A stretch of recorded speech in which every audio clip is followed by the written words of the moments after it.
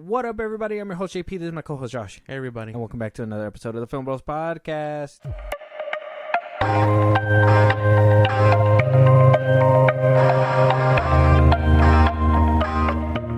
Trigger warning for the first topic of today's episode. Just putting it out there. It's kind of a doozy, but we are going to talk about it because we don't shy away from challenges. Ain't that right, Josh? Yes. It didn't sound so confident. Well, I don't know what it is. I reserve the right to pull out at any time. You can't be pulling out any time right now because we are talking about Danny Masterson being found guilty on 2 out of 3 counts of rape. Yep. And I know the R word is very hard to hear, but hey, you know, it was a weird thing when I heard about this because I was like, man, Hyde? My boy Hyde? No way he would have done this. But, you know, after careful deliberation, they even had a retrial. Yeah. Apparently the outcome is the same, and this is according to CBS News saying that they had the retrial. 2 charges he was found flat out guilty on, and one of them the jury was on a deadlock on whether or not, which was basically it was half and half. They couldn't choose whether or not he was guilty or innocent for the last one. I seen a video. It's very sad. His wife was crying as he was being taken away today, or the day that he was sentenced. We still don't know how long he's going to be doing, but he's facing up to 30 years. He's 47 years old right now. Damn. So I don't know, Josh. You're hearing these news. What do you think? Any thoughts? No, not really. I mean, I feel for him, or not him, but his victims and those that he has. How do I word it? I feel for his fans and the victims. There you go. Because I know there's a bunch of people who were like, "There's no way" or whatever. You know, really hoping he was innocent and stuff. And you know, he's a fan favorite from the '70s show. I don't know if he's in anything else other than that. Right. Well, he's been in more things, but yeah. everybody universally knows him as the dude from that '70s show. He was in that one show with Ashton Kutcher, that farm one on Netflix. The ranch or whatever. Yeah, that one was actually pretty good with him on it too. Yeah. Okay. You know, I heard that one was good, but yeah, no. I guess I kind of just. Are you done? Yeah. Okay. Sorry, my bad. I feel for the fans and stuff. I know this kind of news is like heartbreaking for fans and whatnot to find out. One of your favorite actors is kind of like, yeah, you know what I mean, in this deep water. Yeah, but it's what he did, so you can't really shy away from it either, you know. Yeah, it's a big deal. This isn't something that you take lightly. So if he was found guilty, then you know it is a done deal. I was one of them that was holding out hope that he didn't do it. Obviously, we all hope that people that you've seen and grew up with didn't do these things, but sometimes you find out that there's no saving them, you know what I mean? And that's just how they are. So getting what he deserves. 2 counts of rape, third one wound up not being charged for, but 2 counts is all it needs to take the rest of his life away. So like I said, 47 years. If he gets 30 years, the maximum, which, let's be honest, probably not going to happen because he has money and he's an actor, whatever. So let's say for funsies, we say that he carries out that full term. He'll probably won't be out to what, 40, 50, 60, 70, 79? Yeah, he'd be almost already 80. There. Yeah. If he doesn't get out with like good behavior or whatever, yeah, he'd be around there. Damn. Was it worth it? Probably not. So, yeah. So if anybody was curious on where Danny Masterson's going to be in the next few years, well, he might be locked up. Yeah, so. He's in prison. Yeah, he's in jail. That's a hard break, his sentence. Goddamn. Yeah, 30 years is a long time. But somebody who took no time to move on with her life was Amber Heard.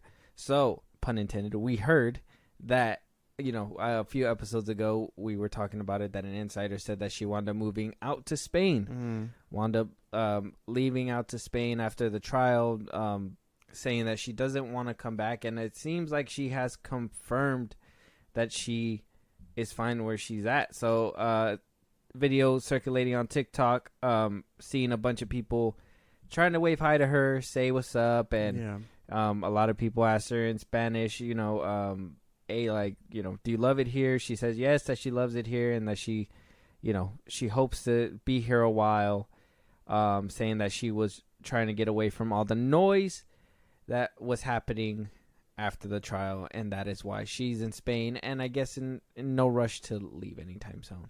Yeah. That's her choice. I know we talked about it, but it's Johnny's choice to come back to acting and, leave it all behind him. While it seems like she just wants to, quote unquote, run away from the noise, it really sounds like she's running away entirely. Yeah.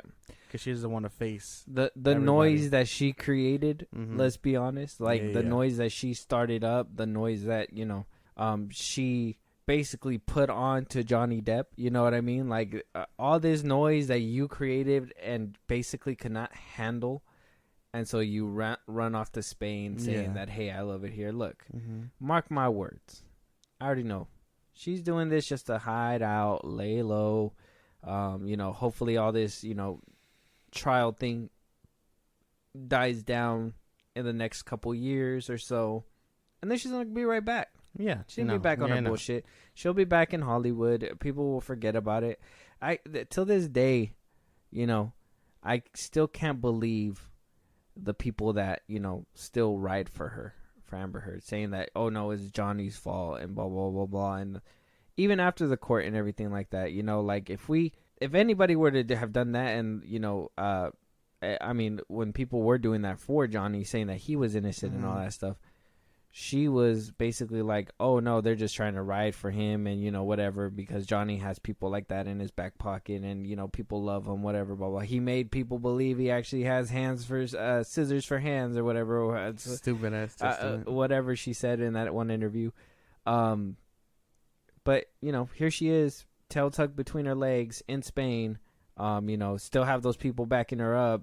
She ain't telling people like, hey, you shouldn't back me up, that I was in the wrong. No, she's still playing that card like she was in the right and everything. And she was supposed to get that that appeal to try to win against Johnny, and nobody heard about it, but it was denied, and that's why she's at where she's at right now. So she will be back.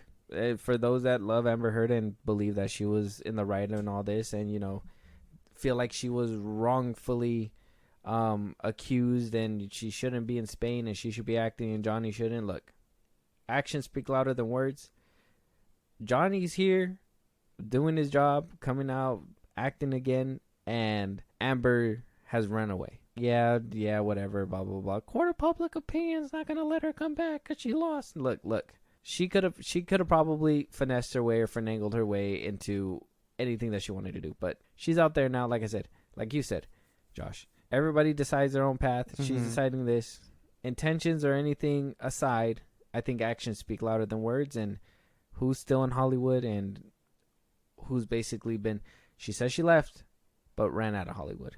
Yeah, no, She's clearly hiding from something, and I have no doubt she'll be back. It's just a matter of time. That's it. She's being how she is about it. Whether you call her a sore loser or whatever, that's a whole other thing. But she's clearly very she's still trying to like hide, even though she's the one that kind of aired that bitch out. So she was the one who did it, and look at her in Spain, hiding in Spain, in España. Yeah, just hiding out.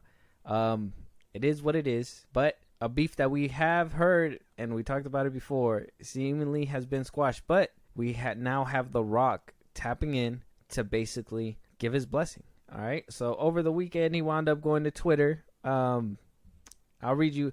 We're not going to play his whole video, okay? We're not playing his whole video, but I will read what he tweeted out, and he basically tweeted out, hope you've got your funderwear on. Hobbs is back, and he just got laid. Luke Hobbs will be returning to the Fast and Furious franchise. Your reactions around the world to Hobbs' return in Fast X has blown us away. The next Fast and Furious film you'll see the legendary lawman in will be the Hobbs movie that will serve as a fresh new chapter and a setup for Fast X Part 2. Last summer, Vin and I put all the past behind us will lead with brotherhood and resolve and always take care of the franchise I've built my career on, audience first mentality, and that's always serves as my North Star. Congratulations to my Fast family and Universal Studios on the global success of Fast X. And as always, Hobbs and $7 Production are motivated to help the Fast franchise to new and exciting places for fans worldwide. And Daddy's got to go to work, he says. Now, to be honest, if you guys can't stand hearing The Rock, what he put in the tweet is basically what's in the video, okay? But he just goes around and around in the video. He literally put beat for beat every single thing that he says in the video and the tweet. So don't waste your time. It's too much. I don't know who can handle that much. The Rock motivation. Yeah. But in this tweet, you know, we always have suspected, but we never knew for sure. But it is true that Vin and him were having this beef. Like I said, shocker. I know, guys, but you know, I think this is the first time anybody has confirmed that this is actually the reason why. Yeah. You know what I mean? I think every single time has always been, oh, my co-mates are candy asses or something like that. You know what I mean? So it's like, this is actually the first time he actually comes out and says it. Another thing that kind of is a what the fuck is, you know, Hobbs is getting his own movie now that is supposed to be before Fast X. Now, we've already had this issue. Okay, I know the whole crew was mad at him when Hobbs and Shaw was greenlit because it wound up pushing back F9 about 2 years, so Hobbs and Shaw couldn't be released. And, you know, it had a lot of people mad. You know, Tyrese Gibson was one of the vocalist ones about it. He was the one that was like, oh, you know, it didn't even have the kind of opening that, you know, Fast and the Furious had or whatever. You know, a lot of people were worried that this might have been the movie that says, hey, Dwayne Johnson is the reason why the tickets are selling, and this is his franchise now. You know, a lot of people were saying that Vin was worried about that. Tyrese was worried about that. A lot of people were worried about it. So now we're hearing things are getting resolved. Hobbs is getting his own movie. It's basically back to where they were with Hobbs and Shaw. Hobbs is getting his movie, standalone movie, because he said Hobbs movie. He didn't say Hobbs and Shaw, so I don't think we're getting a part 2 of that. Unless they warp it into that. But a Hobbs movie that will be coming before Fast X. I mean, you're hearing all this. What you think? I don't know, man. Like, I don't know how a Hobbs movie is gonna work. You know what I mean? Like, I feel like the only reason I was interested in Hobbs and Shaw was because Shaw was there. Like, I prefer Jason Statham as an action hero to The Rock. Okay. And it's weird because it's not Fast 5 Rock, and I know that's probably because of his age and whatnot, but I would have, if this was gonna come sooner, I mean, if this was gonna come, it should have been sooner when he was that young. You know what I mean? And he was still that badass. But now I feel like it's not gonna work. You don't think he's still a badass? No, not like he used to be. Not like if it was gonna be then around Fast 5, okay, sure, and then maybe around Fast 8, because it looked like he still got it in the fucking that one jailbreak scene. But now it's just, I don't know. Maybe it's because it's been a minute and he could totally wow me with his action scenes. Well, you didn't think he did good in Hobbs and Shaw? No, not really.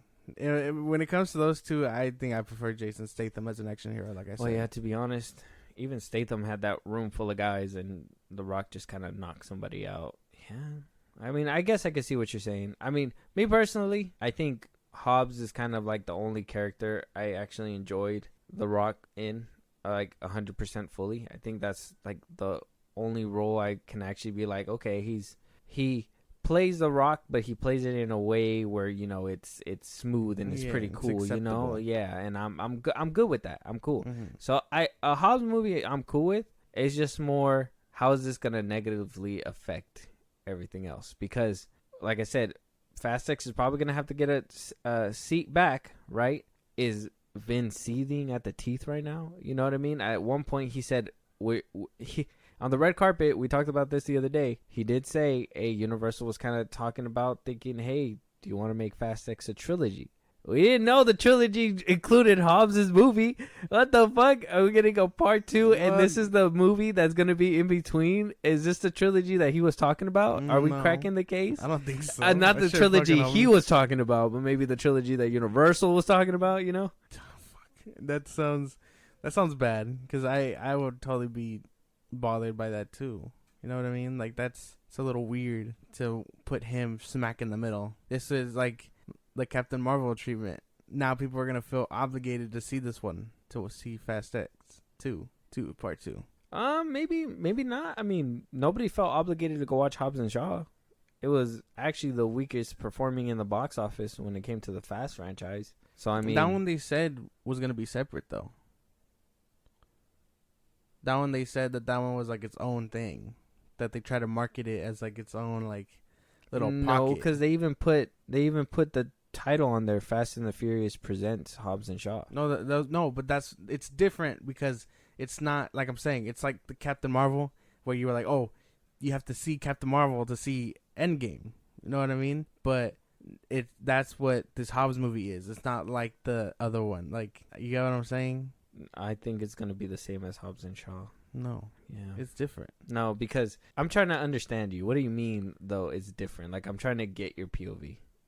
Like are you saying because Hobbs and Shaw wasn't necessary, as in like they made it abundantly clear like, hey, you don't have to watch this movie if you don't want to, like it's gonna connect. It doesn't connect to any of the Fast movies. Yeah. But they didn't say that. Why would they say that? Why would they hurt their own movie and say that? It was marketed that way.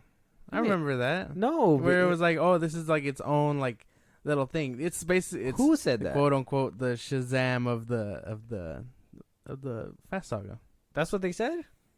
Well, no, you said quote unquote the Shazam of the Fast Saga. Well, no, I mean, no, that's not how they said it. That's the best way I can describe it to you. So you grasp it. Who are you quoting though? Because you said is what they said, quote unquote the Shazam of the Fast Saga. I say quote unquote.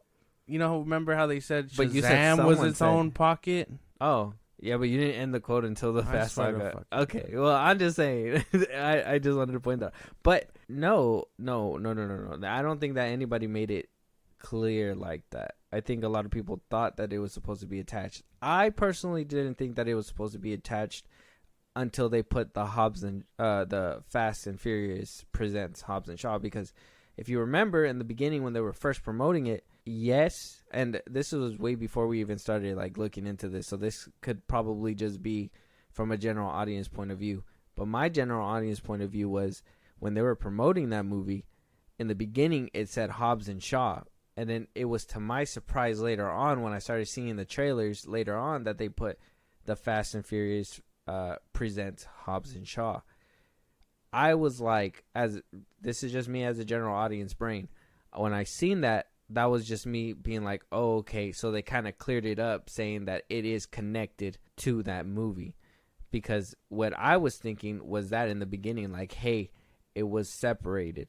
But I think that people, that they were probably getting a lot of confusion from the audience, general audiences, like, oh, you know, it's going to be its own thing, so maybe people don't have to watch it. But the thing is that they want people to watch it. So they did put the brand up there, the Fast and Furious presents Hobbs and Shaw, so people knew it's part of the universe. Come and watch it. It's part of the universe, but it's not. It's kind of like how DC has Shazam and Aquaman when they say it's their own pocket little, like, because it's uninterrupted by the whole universe. Like, that's kind of what it is. It's like to the side. It deviates from the main thing, because even then they don't touch up on that at all in the movies. It's not going to be like this Hobbs one where he's saying it leads to literally part 2. Well, this is what he's saying, is that Hobbs leads to part 2. But Hobbs and Shaw didn't lead to anything. It just was a movie. Exactly. But they wanted to promote it like it was connected. Yeah, but it's not. It's 2 different things. But technically it is. No, it's not. Because it's not touching up against, again, on any other... Well, nothing... The only thing that cements it is Hobbs and Statham. But technically... Well, I get what you mean, though. You don't have to watch Hobbs and Shaw to know what's happening within the Fast universe. I get that then. But they did market it like, hey, you had to come watch it, because at the end of the day, they do want people to come and watch it and spend money.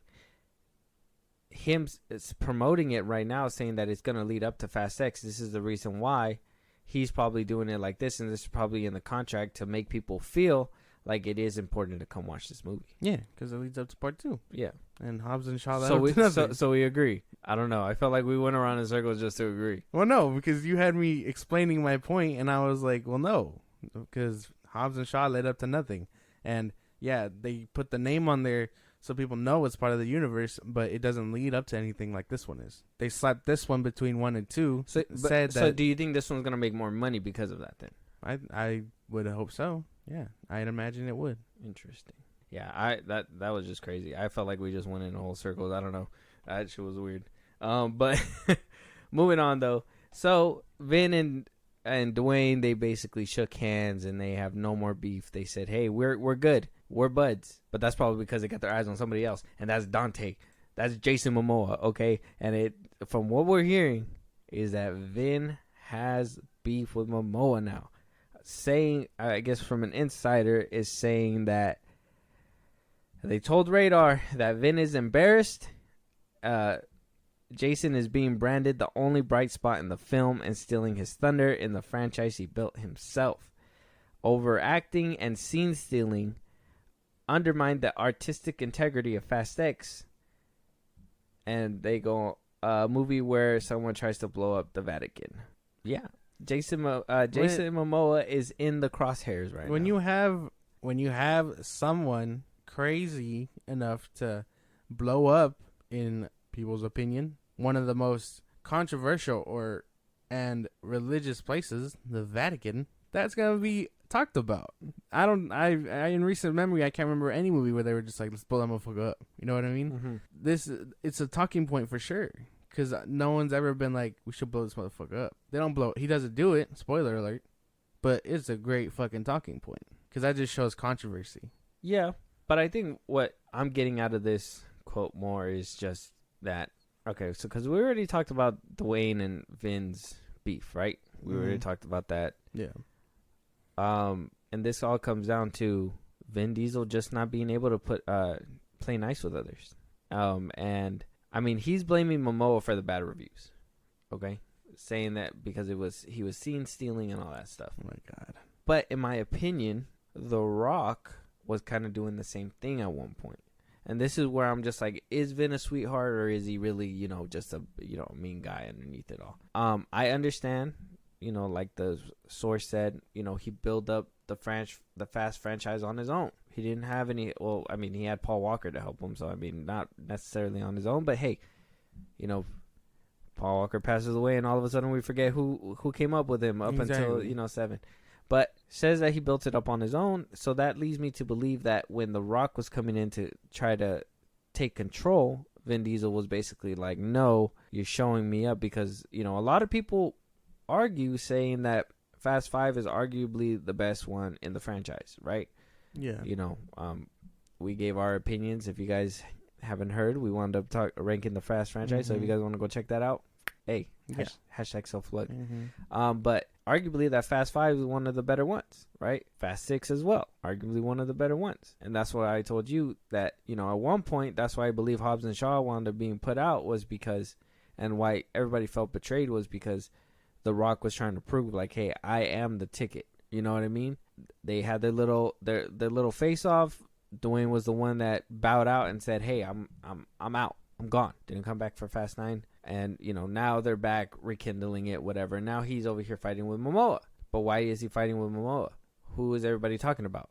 Fast X was goofy and it was silly, but Momoa really gave a performance. You know what I mean? Fast X was crazy and blah, blah, blah, blah. But Momoa is like Vin Diesel's Joker. You know what I mean? Like, that's what everybody's talking about. So, Vin Diesel, just at this point, I'm just starting to think that Vin Diesel is who he is scared of competition. That's one. All right. He knows that, I believe he knows that he's aging out of the role, that this is going to have to go to somebody else, which I don't know why he would be afraid of new talent. Like, he should be more embracing Momoa and all this, because all this new talent can spearhead more Fast spin-offs or whatever, and he can easily become a producer and help those get built too, and he can be making money. Exactly. But it just seems like he's trying to protect it and just keep it for himself. He's gatekeeping. Yeah, and he's just like, if anything comes up that's upstaging him, he's automatically mad at it because he's like, no, this is my show. Yeah. And that basically sums it up, because I would be, if it was my shoes, I'd be like, good, let's do that again. You know what I mean? Like sure, it isn't about I don't believe he's seen stealing, but let's say for instance he's just like, okay, but that's what you would want someone to bring in the seats. You know what I mean? If you know your franchise is this silly, goofy thing, and you know people don't take it seriously and whatnot, kind of just like how you aren't, you'd want someone like that. Like it was Hobbs, quote unquote. You know what I mean? It could have been Hobbs. We don't know, but you would want someone like that to actually bring people in, because now you got people interested in this character who's just fucking really good, and people know Jason Mamoa. People love him. He's fucking Aquaman. So Aquaman. Like you would want someone like that. Like, and you know, in my own opinion, I've said this before in our Fast X breakdown, but yeah, no, Jason Mamoa was a fucking highlight in this movie. I think his acting was over the top, and I think it was kind of like attention grabbing. But yeah, like you said, it's just something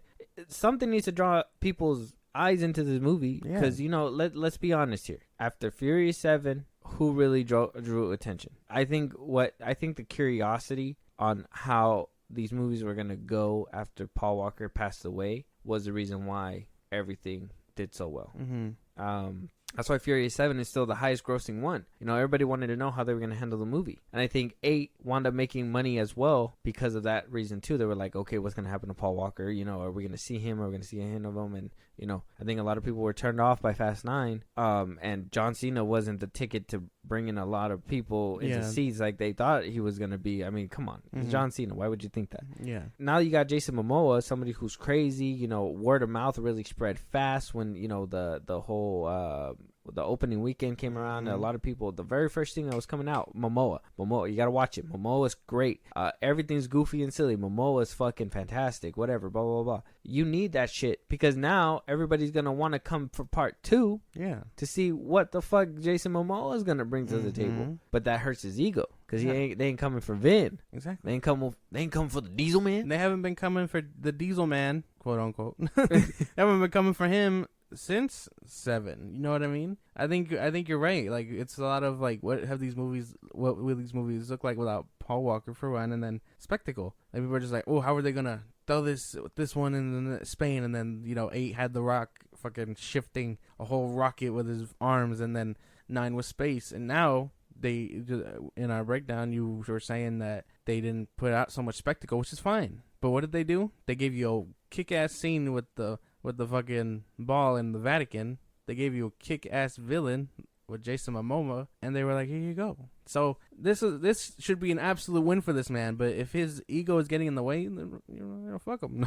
Like, I don't even, like, maybe you deserve to lose money, Diesel. I know, like, it's, if you're doing this to yourself about something you said you care about, and I understand doing it by yourself, even though, again, you had Paul.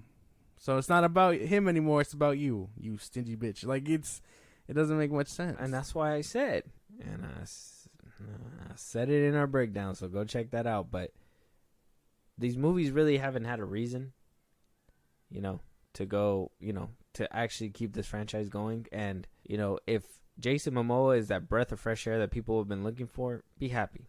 And, you know, exactly. Maybe a lot of people have been clamoring for Hobbs to come back too. Maybe that was something that they missed in 9 and X, that maybe Hobbs is really going to do so well that Fast X is going to do double uber well, because it's going to have Hobbs and Momoa. You know what I mean? So, like, I would think you'd be happy that this final chapter in the saga is going to be closing, but it sounds like he wants all eyes on him, and I'm so looking forward to how that's going to reflect the final film. Yeah, I hope they don't cut my man short. Jason Momoa is probably the only reason I'm going back for part 2. Because, again, I really liked him. And if they cut him short, I'm going to be so fucking pissed. Because I know they'll leak it. That shit will leak immediately, you know what I mean? Just, like, whether he says he's out, or, you know, something will come out. Yeah. Kind of like how with Jason Lin. Due to scheduling conflicts, Jason Momoa cannot be back for part 2. But he's being recasted with Tom Holland. Oh, fuck. Damn, that shit would be crazy. Well, one beef has, you know, been extinguished. One beef could potentially be ignited. But since this is a podcast that we're just talking about a bunch of beef, it'd be wrong to not mention that Tom Cruise is beefing with IMAX theaters. So here we are. Yeah. Tom Cruise, Dead Reckoning Part 1, Mission Impossible 7 Part 1. will be coming out pretty soon. It's going to be making its rounds in theaters July 12th. Now, Tom Cruise is reportedly upset, pretty pissed, and has been up and down Paramount calling executive CEOs asking why is Mission Impossible 7 not getting at least 3 weeks of IMAX screens, because right after the release of Mission Impossible 7 on July 12th, Oppenheimer releases the weekend right after, July 21, and he will be taking all IMAX screens for 3 weeks. Now, as everybody knows, or if the listeners out there don't know, maybe Josh, you probably don't know, Nolan has been working with IMAX since 2008, The Dark Knight. Mm-hmm. Most of all of his movies after The Dark Knight has been just filmed in IMAX. Okay. I mean, I think he actually did a little featurette recently where he talked about his love for IMAX and how sharp and clean and crisp it is and whatever. The trailer looks fucking crisp. Yeah. So automatically, one of Nolan's contracts, and I'm pretty sure it's in his Universal contract when they scooped him up, that he needs at least a minimum of this many weeks of IMAX time. And so that's fucking crazy. Dead Reckoning coming in a week before is ruining Tom Cruise's plans for IMAX, but making Christopher Nolan's come true. And though I love Tom Cruise, I love the guy. I think he's a great actor. I think he's one of the realest actors out there. The amount of work that he puts into his craft. But this just sounds like a prima donna thing, and it sounds like something that he's just like, why couldn't I have it? And he's always one of those people. He wants the best for everybody. I think I told you the other day. He's like, he doesn't mind sharing the stage with other people, but when he's on stage, he wants all spotlights on him. You know what I mean? And then when he's off the stage, he can give two fucks where the spotlight goes. He just wants his time in the light. But you're hearing all this. What do you think about IMAX screens and two directors or a director and an actor not playing fair for them? I think, because Okay. So I feel he should be very upset about this. You know what I mean? Like, maybe it is a prima donna thing, sure, but it's not from his career and standpoint. It's his finales coming up. You know what I mean? He should be able to get longer than a week. While I understand Nolan, I was about to say, while I understand Nolan's film does deserve that, and it's like, crisp and it looks fantastic, there should be something saying that he can have it for longer than a week. And I think I saw somewhere that he was trying to like get them to push back their movie or whatever, and I feel like that's probably the only outcome unless he moves Mission Impossible, but it's probably too late for that, right? I mean, I don't know. I think it's too late to push back any of them. We're already in June. I mean, if they push any of them back, I feel like that's just going to disrupt it. And you got to think, movies are picking back up. Last month was stacked. June's stacked. Yeah. We got The Flash coming out. We just came back with Across the Spider-Verse. That one's already out. Yeah. Rise of the Beast is going to be coming out. You know what I mean? Like, this month is already, stacked. Next month is also stacked. July, you got Barbie, you got Oppenheimer, you got Mission Impossible, you got a bunch of movies coming out. It's already stacked. I imagine, what's after July? August. August is gonna be. Wait, right? Yeah, August. Yeah, August. Yeah. Obviously August is gonna be stacked, and already the holiday stuff is already stacked. So regardless of anything, wherever they shift, movies are making a comeback. They're going to have some competition. Now, if this is the only spot where Nolan was able to fulfill his need for IMAX, and, Tom Cruise is barely worried about this now, I'm just saying. It's though I love Tom Cruise as an actor, no, I don't think he has any right as an actor, okay? As an actor. I understand he knows all the perspective of, what goes into promotions and blah, blah, blah, blah, blah. But as an actor, you have no right to be up and down the CEO's hallways talking about, hey, I deserve this spot. Our movie deserves this spot because, Nolan probably went up to those people a long time ago and was like, hey, I'm going to do this movie, but hey, I'm telling you, we need IMAX screens. This movie is going to be a spectacle, a phenomenon, whatever. You know what I mean? I think Nolan's in a completely right spot, though I would love to have both of them have the time in the light. Maybe theaters should just upgrade all screens to IMAX. I get like after a week or whatever, when they go into premiums, there's no point in having them in IMAX anymore. Or it goes to standard screens, they don't need to be in IMAX. But in my opinion, I think every theater should probably have IMAX. I think this is just highlighting the IMAX problem. Maybe, but I just feel for Tom Cruise because I don't know if it's contracted he gets 2 parts. You know what I mean? Like if this one does bad, he gets a second one. But with this one only gonna be out for a week before Oppenheimer comes out, it's gonna get blown out the fucking water, and that would be something I feel for. I think that regardless on whatever screen Mission Impossible goes on, I think it's gonna have the best chances out there. I think regardless. I think Oppenheimer and Barbie is going to be an issue, but I was more worried about Mission Impossible not letting Oppenheimer and Barbie make money. That's just real. You said it yourself. It's Tom Cruise's last outing. His last couple Mission Impossibles. Why wouldn't it sell? Well, yeah, but to be experienced fully, I don't, and, you know, again, with Oppenheimer coming out, it's going to blow it out the water. I have very much doubt about that. I feel like he should get some time because he knows what's coming. And 3 weeks is a long time. That's a whole month. Yeah. They couldn't share a week and a half and a week and a half. You get a week and a half, and then you get a week and a half. It's like, yeah, no, I don't think so. I just think because of the position. That would give an opening weekend, a weekend in the middle, and then a final weekend, right? Mm-hmm. So that would be enough time for both of them to respectfully get enough money for their movies. Yeah, well, unfortunately, this is coming from 2 different studios. So, you know, obviously, it's a rivalry. Paramount can try to make calls and be like, Universal, can you please move yours, or, you know, IMAX screens or whatever. And Universal has every right to be like, fuck you. You're not going to tell me what to fucking do. I'm going to take all the fucking money. And where did that accent come from? Why did they sound like that? I'm just saying that sounds like fuck you. Yeah, I feel like Universal probably sounded like that. Jack Black. Did I? Yeah. I'll show you that meme. It's afterward. my Jack Black impression right there. He's just like, fuck you. That's funny. But yeah, no, I mean, I feel for Tom Cruise. I feel kind of bad because I know he wants it. You know what I mean? I don't care what he wants. Yeah, of course you don't. Oppenheimer's gonna taking candy like from a baby. It's gonna drop nukes on that motherfucker. There you go. There you go. Gonna drop the biggest nukes on that motherfucker. Hopefully, it's an impossible mission and they're able to, you know, hurdle out. Tom Cruise is able to hurdle out of all this. He'll be fine. I think Tom Cruise will be fine. He always has part 2, and maybe hopefully this time he'll realize, hey, maybe I should reserve some IMAX screens for my part 2. Maybe that'll put it into his head. Like, Paramount, make sure you put a deal. This stays in IMAX at least for 2 weeks. You know, 2-3 weeks. Something like that, yeah. But moving on to Aquaman. So we wound up getting a word from James Wan, and, you know, basically what his biggest challenge to make Aquaman 2 was, and that's basically adjusting this film to what the new DCU has in store. And he says this in his quote: "I had to make adjustments all along the way. The DCU has been through a lot of different versions.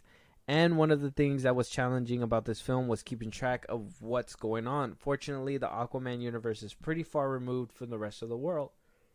We're going to many different underwater kingdoms that are not necessarily related to what's happening with the other movies and the characters, so we're standalone in that respect, so I can just tell my story on its own without being affected too much. But at the same time, I have to be mindful of what's been happening." You know what this sounds like? I could have sworn we heard something like this a couple months ago. What was it? What did they say? It was a certain movie about an electrical hero. What did they say? The Flash. No. Oh. Shazam. Oh, okay. They said Shazam was its own little thing, and it was over here, and it didn't really have ties to the Justice League or the bigger DCU. What? Isn't that what they said? Didn't they have the same shit lined up way back when? Isn't that what was fucking... Who made the movie again? That's what he was saying? David F. Sandberg? Yeah, Sandberg. Didn't he say that? Yeah. Oh, Shazam. Why you saying his name like that, though? Sandberg was like, oh, it's its own little thing. It doesn't have to play with everyone else because it could just be its own little pocket. And when he's ready to play with the Justice League, he'll play with the Justice League. This sounds exactly like that, and I am very afraid because I actually like the first Aquaman movie, and this one just kind of giving me that same vibe of Shazam 2, and I hope it's better than Shazam 2, at least. They're gonna do my boy Black Manta dirty, I swear. He was like the highlight of the first part. So this one, and you're right, it sounds exactly what they said. Well, we got to keep it a buck, though. This movie is going to be a bastard child. And I say that as nicely as I can. It's going to be a botched mess. Where what it possibly probably was true for Shazam 2, because honestly, even in the first one, it was pretty disconnected. But the first Aquaman was not disconnected. It kind of jumped off of what happened in Justice League. So here we are with Aquaman 2. He's saying it has nothing to do, but yet this is a direct sequel to Aquaman 1, where, we haven't seen Aquaman in anything else really, so this is probably going to be after the events of the first one, so there's a lot I guess you could say a timeline that he probably had, and because of this new timeline and this new shift, obviously we went from Snyderverse to Hamada's vision, or Jeff Johns, right, and then Hamada's vision. And then after that, it went to Zaslav's vision. And now here we are with James Gunn's vision. So we went through 5 different iterations. That's 5 daddies. This movie's going to be a botched up mess. And it's going to be the biggest crash and burn of all the DCU content, whatever. This one's going to be the bad one. They should if there was a movie that they wanted to do a tax write-off on, this movie probably be the movie. They probably can't because of contracts and Jason Mamoa or whatever. He's going to get paid and he wants money, but tax write-off. Or straight to streaming. Either which way, but this movie's going to be the bastard child that nobody loved. It's going to be a huge contrast from, like how you said, the first one was good. But it's going to be a huge contrast from that. I'm just more mad that, honestly, Momoa's going to be fine. After the performance in Fast X, we just talked about it. I think he's going to be good. I'm sure that... Yeah, he's going to be Lobo, too. I'm sure the actor who's playing Black Manta, I'm sure he's going to be fine, too, because he's actually a really good actor. He doesn't like cape shit.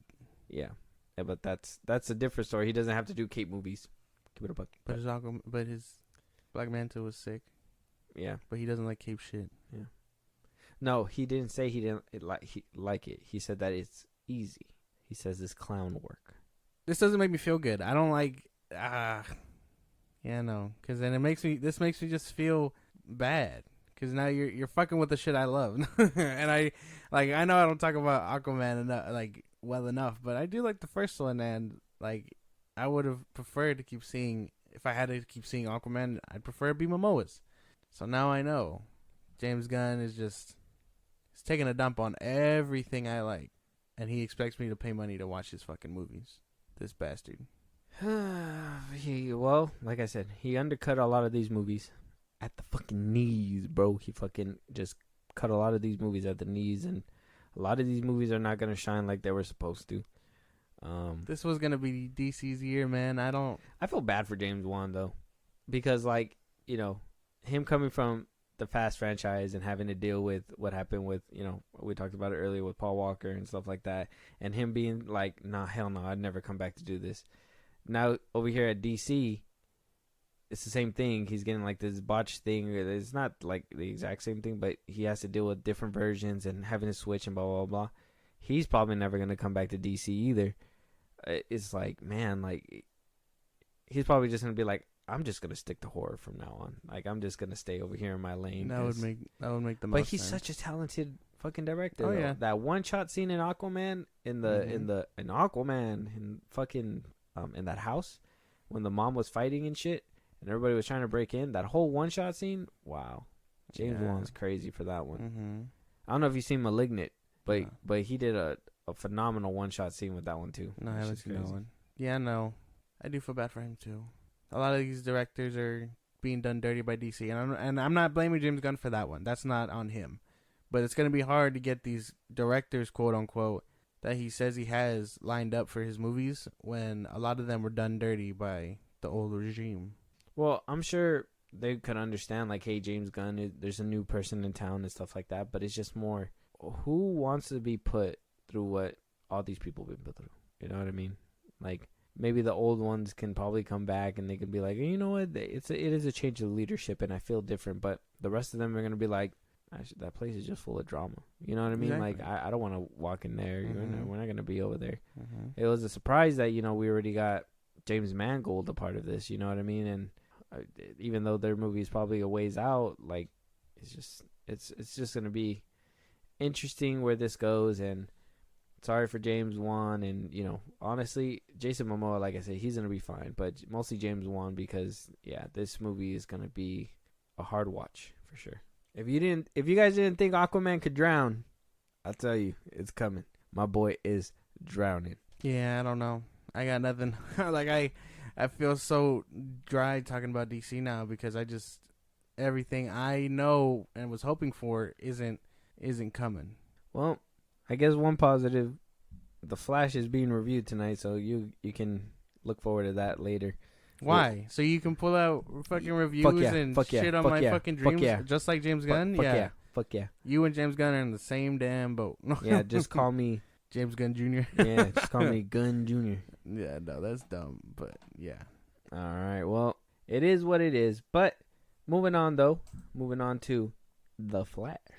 So, just so we can put the final nail in the coffin for you. So, we're hearing that The Flash is not going through trouble, but they're doing their best to cause any problems or any hiccups with the launch of this film. And we're hearing that the head star himself, Ezra Miller, will not be doing any promotion for the movie besides showing up for the premiere in a low-key fashion, and that's about it, which makes sense because according to an insider, they wound up coming out saying that they want the movie to be, that Ezra wants the movie to be open and the conversation to be about the movie, not about Ezra. They are focused on their mental health and don't want it to be transactional, which is true. I told you That's before. We talked about it in a different episode that if he's doing press, people are going to ask about what happened. Mm-hmm. And that's something that, WBD and the movie really don't need right now. Yeah, no. So that's fair. I can't fault them for any of that. That's a completely fair and smart move.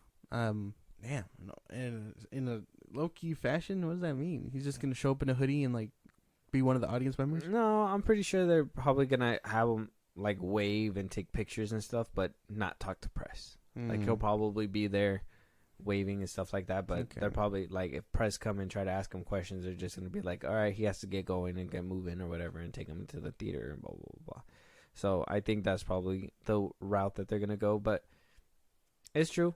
It's probably the smarter thing, and I've been noticing it kind of it's kind of been reflecting in the marketing as well. I don't know if you noticed that. What do you mean? I don't know if you noticed, but like a lot of the promotional stuff, like in the trailers and everything, obviously they got to show Ezra Miller and stuff like that, but like a lot of the promotional clips that I've been seeing, it's been more about Sasha Calle's Supergirl or Michael Keaton bragging about Batman being in the movie and stuff like that, and Andy Muschietti saying that there's 2 Batmen in there, but he's not saying that there's 2 Flash and there's 2 Ezra Millers and stuff like that. You know what I mean? Like, it seems like everybody's trying to point at everything else, the multiverse and, secrets and surprises and cameos that are going to be coming out. But, everybody wants to really just talk about Ezra, and they're doing their best to distract. And I've been noticing it reflect in the marketing very well. Oh, yeah. I guess now that you mention it, I can see that, yeah. Mm-hmm. Crazy shit. But yeah, I guess it's smart to want to keep his name out of it, or not his name, but like keep his drama out of it. I hope that Ezra is in a mental spot, and all these cameras and stuff don't freak him out. You know what I mean? Because I can see that being a problem. Like say he's like walking or whatever, and then I don't know, all the flashing cameras and stuff just bring the menace out in him or something. He does something crazy. Like I hope it's not. I hope it doesn't what is it? I hope it doesn't overstimulate him. Is what I'm trying to get at. Bully Maguire mode. Damn. He's just gonna turn into the reverse Flash on the spot. Like, what do you think is gonna happen? Like, they're just gonna be taking pictures, and he's just gonna like get that fucking camera at my face. He's gonna be like, start going all over the place, knock the camera out of his hands. Maybe, I don't know. He's gonna be like, get the camera out of my face. Yeah, it's gonna be interesting. But another interesting little tidbit that is coming from the Flash is that we're also hearing that a script for the Flash 2 is already completed and is good to go, and also has remnants of Keaton and Sasha Calle's Supergirl involved within the script. And I know that face that you're making. Like, what the fuck? What the fuck? Like, what? They're going to try to do it again? Hamada's a damn idiot, because I think this plan came from, like, I think the script happened way before this final version of The Flash is out. You know what I mean? I think this script was made while they were making the first Flash movie, and they were like, "Oh, this is because I believe at one point they did say that Keaton was supposed to be the definitive Batman, like he was gonna be the one to like make it out, and that Sasha Calle was basically gonna take over Supergirl's part, and Keaton was gonna train Batgirl, and it was gonna be basically all female led, like Justice League. Back when Batgirl was when Batgirl was being made." So I'm assuming that this script was done. Now, a lot of people are speculating like, oh, so that means they're not done with Ezra Miller. Like I said, I think that this was done before all that stuff was happening, when they had plans to, make sequels, and, DCU wasn't being rebooted and all that stuff. Maybe, yeah. But even then, like, a Keaton coming back and Sasha Calle coming back, I only really need Sasha back. I don't need Michael Keaton back. I think if this one does well and they decide to greenlight a second one, they should just have Sasha be the definitive Supergirl, and then stop doing shit with Keaton. That's it. That's plain and simple. Stop bringing him back as Batman. If you're gonna bring him back as Bruce Wayne, fine, but make it in a Batman Beyond movie. That would satisfy so many other people. Stop giving this man. Stop putting him in the goddamn cowl. That's what I'm trying to get at. You don't want to get nuts? Well, I sort of fucking good. I mean, look. Obviously, Keaton coming back is not a very bueno thing for us, right? Wait, what? It's not a very bueno thing for us. I was like, wait, it's not a very bueno thing. Yeah, no. You didn't hear what I said? No. You want me to repeat it one more time? That didn't sound very clear, but okay, I get you now. You want to get nuts? I sort of fucking got. But I know a lot. I don't know. Maybe it's because I don't know about you. What's your perspective on Keaton coming back? I know you're the younger crowd. I know that have you seen Batman Returns and Tim Burton's Batman? I've seen Tim Burton's Batman. Okay, so what do you expect from Keaton? Or, like, him coming back, like, how do you feel about this? I feel disrespected. As a DC fan, I feel very, like, not even like a DC fan, but, like, as a Batman fan, I feel very, like, disrespected, because like I can understand, like, he was good for that role in that time, but there's a time to let go, you know what I mean? Like, again, if it's out of any if it's any of the old Batman, I am fine with Keaton. I guess if they had to make a choice, I'd prefer Keaton, but I wish it wasn't any of those options at all. Like, I understand he was the safest choice because George Clooney probably isn't that guy anymore. Val Kilmer, he can't speak anymore. He's also not in Batman shape. But Keaton being the safest option really just irks me, because if he was in that good of shape, why couldn't y'all just force him into a Batman Beyond movie like they said they were going to do forever ago when Hamada was running it, quote unquote?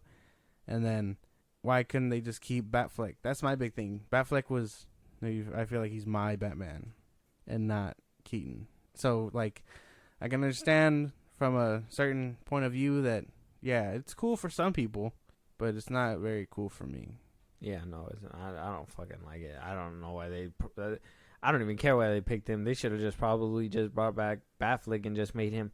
To be honest, they had a perfectly good Batman right there, and they could have just, instead of bringing back an older Batman, they could have just made him act like a different type of Batman or something like that. You know what I mean? And be like, this is a totally different universe, Barry. You know what I mean? But I don't know. I know. I think a universe where like there is no, because in a universe where there is no Superman, imagine his fucking Batman. You know what I mean? Like, we understand he was dark before Superman, but like, imagine him without that hope, and then he's just tired, and maybe Alfred left him. Like, that sounds like a much better concept than what it looks like we're getting with.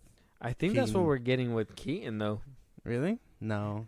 Yeah, because I think I've seen a clip, and I mean, spoilers, but if you guys haven't been trying to like avoid clips, but there was a clip where it was like old man Batman, or like he had like long hair. It was Keaton, obviously, and he was basically like, I've been doing this for 20 years, and like Gotham's all clean, like it's all cleaned up. There's no crime in Gotham at all or whatever. And I'm just like, is that because of the fact that Superman's not around? You know what I mean? Is there no crime because he was able to beat the shit out of crime to the point where crime didn't come back? You know what I mean?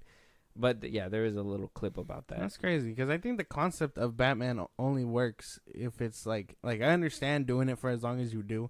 This is a little side tangent, but like in the case of my little like story, like doing it to that point, we already got that with Batfleck. You know what I mean? He's jaded. He's old. He doesn't want to do it anymore. He'd rather sentence them to death. You know what I mean? Have someone else do the dirty work, but just brand them and be like, go do your fucking, let the crime system work its way. Like, I prefer that. And then eventually Alfred would get fed up and he'd leave him. And then he'd be like, well, fuck. Well, now I have nobody. So he'd just get darker and like scarier. And that would put crime, it would put crime away, but crime would still exist. You know what I mean? Yeah. Kind of like how the Dark Knight Returns does it. Where it's like, oh, Bruce has been retired for so long. The Justice League has not been around for how many years, and Bruce is just this old entrepreneur, you know. Mm-hmm. And then eventually he picks up the cowl back up. Like, that sounds so much better than what we're getting with Keaton's Batman. Yeah, James Gunn, just sign me up, dog. I will steer this boat. Like, this is all that shit you talk about him. You think he's gonna give you a fucking job? Shit. He's gonna fucking rewind all these podcasts and just be like, George, come into my office. Do you hear this? He's the bane of my existence. Oh man, yeah, no, you don't try to get a job with James Gunn. He's probably gonna be like, yeah, you're gonna be my assistant and give me coffee. And one day he's just gonna bring you coffee and be like, I'm a nice boss. And then you're gonna drink it. And you're gonna be like, he's gonna poison my fucking coffee. Yeah. He's gonna be like, now you're the bane of my existence. That's fucking stupid. But moving on for our final topic. Now, for our final topic, I wanted to kind of bring this up because, you know what? I don't think he's shown love anymore. And it was just one of those trailers that I looked at, or I didn't even watch it. I seen it and I was like, oh, that looks interesting. I'm going to screenshot it and we'll probably make it as a little palate cleanser topic at the very end of this. So this movie is called, what the fuck is it? It's called Hidden Strike. It stars John Cena and Jackie Chan. I don't know what it's about. Oh, wait. 2 ex-Special Forces soldiers must escort a group of civilians along Baghdad's highway of death to the safety of the Green Zone. So I thought it would be pretty interesting for us to see this trailer and, you know, basically see if Jackie Chan and John Cena can draw in some tickets, right? Okay. Let's check it out. Hit it!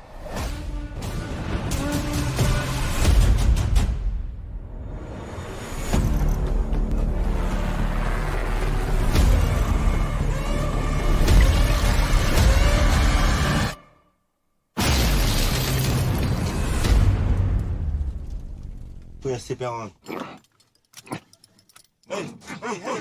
Hey! Slow. And put in the hole. Mm-hmm.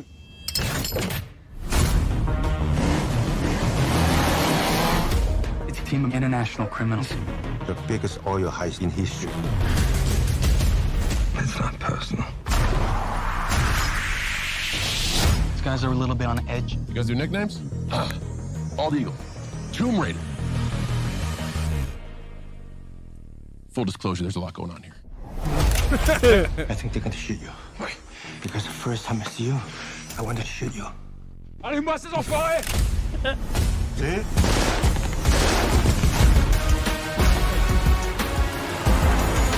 I'm just taking back what they owe us. Looks like we got ourselves an old-fashioned standoff. You go high, I'll go low. Okay.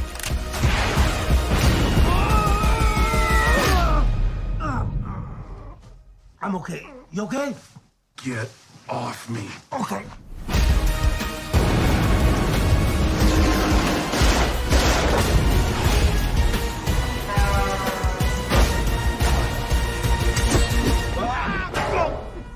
Sorry. Shame you have to do this on your own. I'm not alone. Hit it!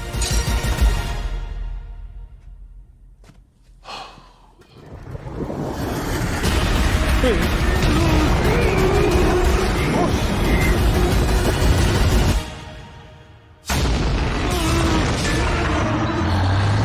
the fuck? Why would?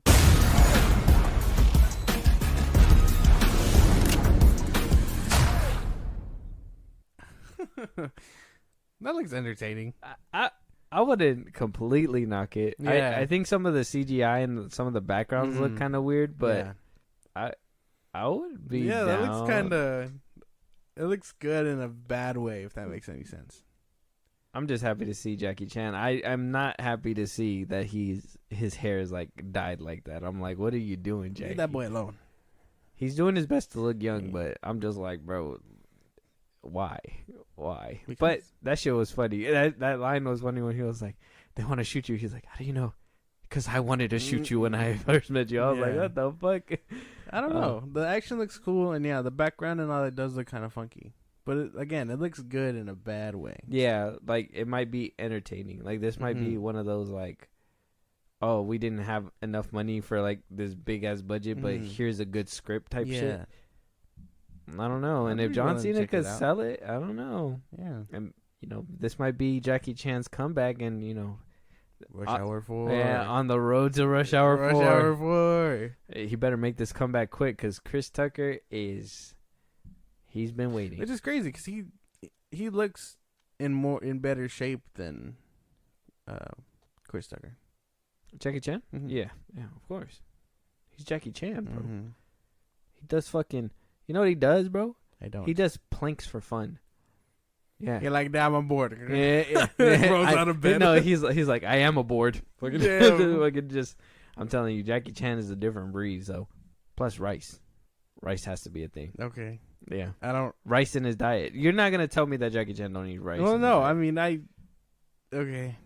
I mean, okay. It's high in riboflavin. Anyways, but with that's gonna be the last topic of this episode. If there's anything on here that we missed that we should have been talking about that we didn't, something that we should have said but we did not say, you wanted to hear, a movie that you guys want us to review, or if you guys want to support us in a big way, hey Josh, go ahead and let them know where they can let us know. TikTok, Twitter, and Instagram at FilmBros Podcast. We post when new episodes are up, and you can engage with us there about news or movies you want us to cover. If you want to listen to us on the go, Spotify and Apple Podcasts at FilmBros Podcast, or anywhere you get your podcasts. If you want to support us, Buzzsprout, the links are in our bios at FilmBros Podcast on any of the socials I just mentioned. And when it's all said and done, subscribe to our YouTube at FilmBros Podcast. And with that being said, we'll talk to you guys on the next one. Talk to you guys later.